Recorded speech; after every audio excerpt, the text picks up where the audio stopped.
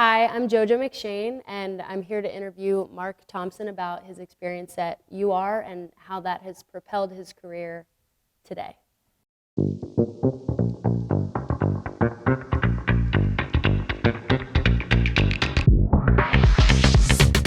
So what's a day in the life for you at work today? Well, I am a director of HR operations for Panasonic, and pretty much operations space at Panasonic is a part of our HR service center. So I man a team of about 8 people who actually support about 21,000 people in the Panasonic North America business. So pretty much a decent sized group of folks, but it is for any HR issues or solutions that people need across the United States where they call into our center. We handle cases, do data entry, and I'm pretty much managing that team, but also optimize any strategies that we have for tool support, um, pretty much any project work that we have going on. So my day to day is involved with a lot of conversations, meeting with a lot of people, and just really structuring the future of Panasonic so that way we can, deliver with full success. So, and with that, I have expanded my own personal scope of entrepreneurship. So I started a business called Career Transformation Academy that does support minorities, and that's supporting minorities in the college space, but also supporting anybody who has a career transition, let's say mid-level career, or also executive support, folks who are looking to actually expand in their career. They want to look for their dream job. We showcase to people how they can interview, how they can update their resume, network, and actually get the job that they're looking for with all the skills that we teach them. That's awesome, just considering like not everybody has the opportunity to go to a University of Richmond Right. or an esteemed university that can kind of give them those tips and like career services and Right. stuff. So that's really cool. What is one specific thing you learned at UR that has helped you in the professional world? I would say my ability to network, socializing with different people of different cultures and backgrounds. I think it's important to be able to have that skill set and be comfortable with being able to talk with different people, different cultures, and actually be inside. What I would say is to be comfortable with myself, to extend myself to other people to be able to network, and that's something that it's hard to really find a skill set for. But I think our coaches here, being a former football athlete here, actually pushed us to be that way and be able to network with multiple people without being afraid or sticking to our own, crew or people that we like. So that was good. Yeah. Would you say that your coaches taught you the most in terms of networking or career services, or specifically like who was it that kind I of would helped I you? would say our head coach. He Okay. talked about he had a concept. We had a play basically a philosophy book that basically said, do not create locker room lawyers. That was our concept. A locker room lawyer is pretty much you being someone who only created your own circle of friends that you would only click with. Don't have cliques, don't have groups that you only hang out with. Hang out with everybody, connect with everybody in the locker room, and that actually created a bigger team. So, when you think about that concept in life, it's more people you have in your back, or that has your back, can create, better opportunities for you, better success, and also, like I said, more opportunities in the field of your career. Moving on, as an accomplished minority grad, how do you make sure you pass it on or pass on the torch for this next generation? Well, I think that is a great question, and it is giving back. It is, mentoring. I do mentor one young gentleman here on the football team, Jabril Hayes, and we connect. We talk about life. We talk about his goals. We talk about his career. We talk about football, and I think being able to give back not only to one, but anybody who is actually on the university that wants to get my input, that is a proper way for me to feel like I'm giving back to this university and to these students and minorities. I also have a mentor, and it's so nice having Yes. like somebody who's in my profession giving me like tips and tricks about how to navigate, like I'm in journalism, like Yes. the journalism world, and how to even make my cover letter, something as small as that. So that's awesome. And I Great. love Jabril, by the way. Um, how did Richmond Athletics support you, or what did Richmond Athletics provide you with that helped you succeed in your I career? would say the something that I figured out later in life was that my leadership ability. A lot of times you're on a team and there's always captains. You think those are the leaders or the natural leaders of your team, but we were all taught how to be leaders. You know, if I look at my LinkedIn page today and I looked at, you know, everybody I went to school with, we're all directors, SVPs, EVPs, entrepreneurs. We're all doing great things. And that was a part of a program where we're all being trained to be leaders. And we didn't even know it until we got out of school. So it was an awesome thing. I had to look back that my leadership skills had expanded tremendously being at the school. So how else would you like to see Richmond Athletics support minority student athletes? What I've even noticed, even being here today, and I've done some research across the world. I mean, we're here at Richmond. There's a great opportunity, I think, to have some more mentorship. There is a lot of programs I think that we've started that I've been a part of, and that's how I was able to meet Jabril. But we need more of it. You know, there's a deeper understanding that is missing. There's a few more gaps that need to be entered into the mindsets of some of the athletes here, and I think. Whatever they were given or learned from somewhere else has kind of been a staple, but there's other avenues that we need to explore. And then, you know, opening those doors will actually showcase them that you don't have one way to succeed in life. You have multiple ways. So if we can get involved in them earlier, then we can actually start to see that you don't have to struggle for multiple years until you figure out your pathway. You can start on it now, where most of us has done that. So I myself went through many years before I figured it out because I didn't have that support. And now we have some time to be able to offer that support. Now we can help change people's lives today. Yeah, I agree.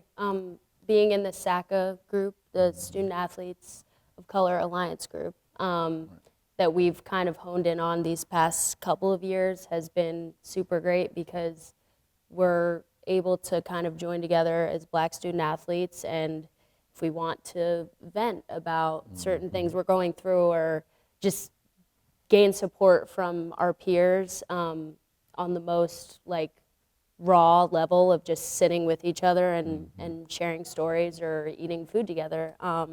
Those moments have been super special, and I'm glad that we can like keep that place for student athletes coming in too. It's really special.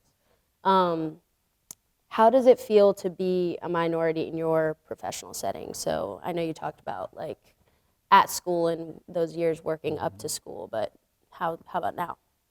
Well, I feel great. I feel incredible as far as the things that I've done, and when I look back on where I've been to how I've, you know, achieved so much success, you know, I have to really look at my school. I have to look at my foundation. I have to look at my parents. I have to look at the people who helped me that that were in my corner the whole time. You know, and I think as I look at that, there were some gifts that were given to me, but then there was also some things that I sought out for myself that actually helped me get to where I am today. So, you know, it's not easy for minorities to really get into position in a lot of spaces, right?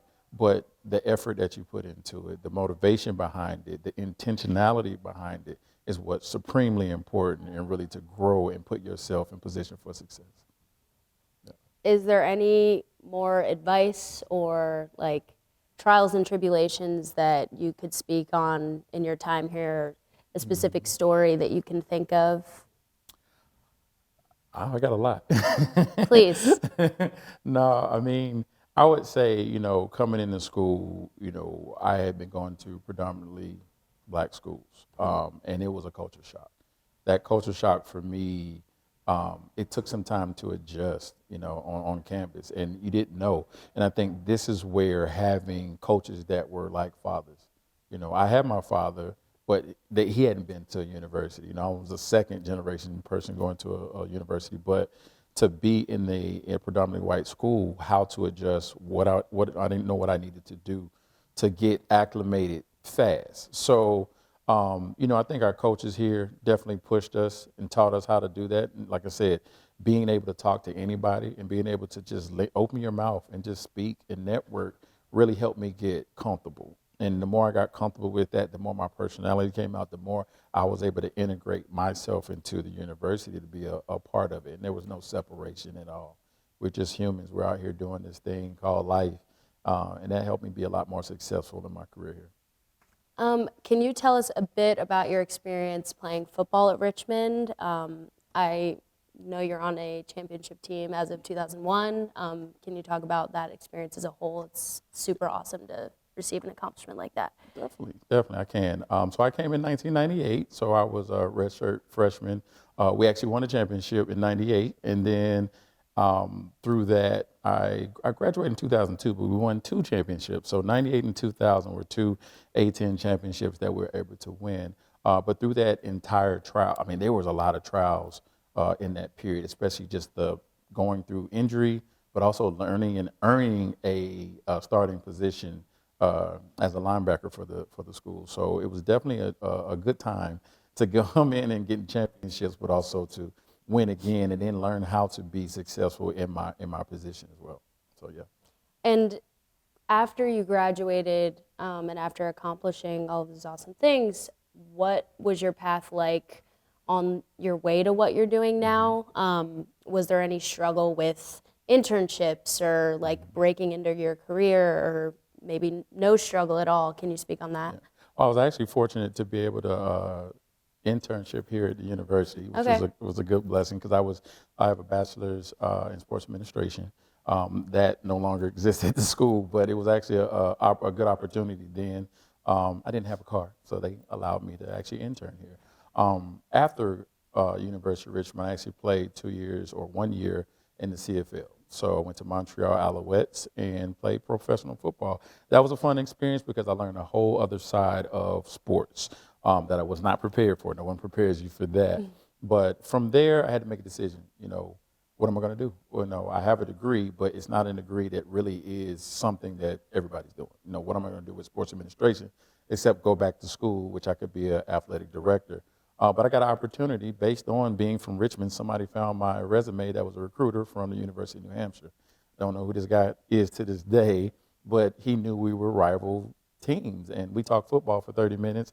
And I ended up working for a Fortune 500 company. So I worked for Fidelity Investments.